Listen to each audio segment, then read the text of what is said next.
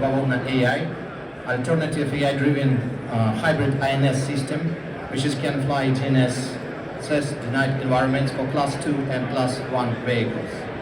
So how we do that?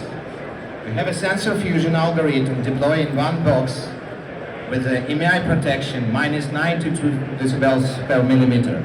It's special composite box, Faraday one. We have a sensor fusion with a standard array of sensors like magnetometer, compass, barrel. We calibrate it well, and we accept the accuracy of endpoint position error 0.5%. We train our system on the vehicles. We required about 100 hours, and we understand the weight in our model, how the sensor definitely influence on the drift compensation. We don't use computer vision, and that's a very sweet part of what we are doing. We don't use camera. We don't use very power-hungry algorithm on board. And we stay on the massive amount of data. We feed our model for the over 100,000 hours of the drone flying from Ukraine, and this data will feed it into our model. And that's why we understand better than anybody else how to compensate the drift of the copters without any GPS.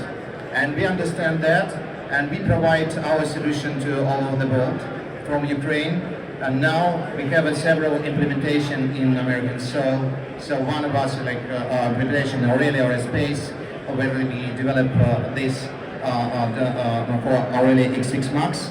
And also we working with multiple companies all over the world. So I'm here just to provide you some very interesting innovation from Ukraine, which is 2 years old, but the biggest manufacturer in the world right now. Ukraine produces over 300,000 drones per month.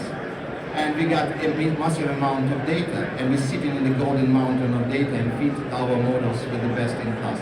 We take very traditional inertial navigation and we improve it with the nowadays AI. And I'm happy to answer your questions.